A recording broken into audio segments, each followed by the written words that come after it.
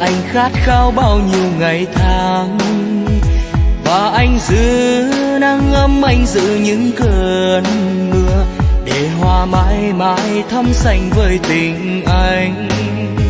Một cuộc đời hiến dâng cho một cuộc tình, một vòng tay mang giấc mơ đến em từng đêm. Và anh giữ gió rét không để gió bay qua, sợ lạnh em thức giấc bởi anh quá yêu người.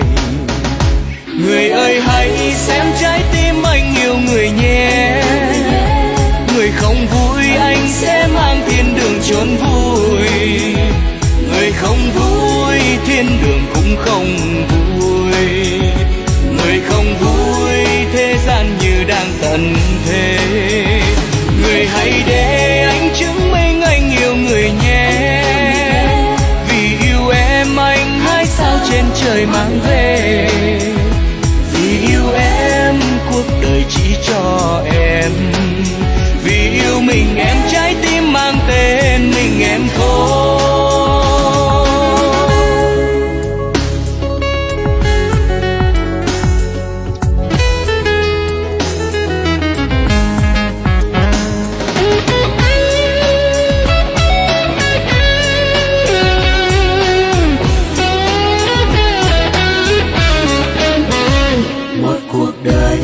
Dâng cho một cuộc tình, một vòng tay mang giấc mơ đến em từng đêm.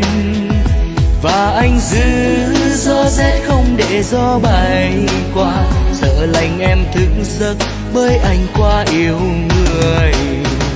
Người ơi hãy xem trái tim anh yêu người nhé, người không vui anh sẽ mang thiên đường chốn vui.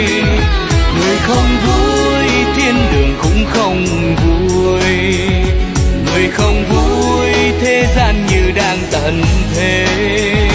Người hãy để anh chứng minh anh yêu người nhé, vì yêu em anh hái sao trên trời mang về. Vì yêu em cuộc đời chỉ cho em, vì yêu mình em trái tim mang tên mình em thôi. Người ơi hãy xem trái tim anh yêu người nhé, người không vui anh sẽ mang thiên đường chốn vui. Người không vui thiên đường cũng không vui, người không vui thế gian như đang tận thế. Người hãy để anh chứng minh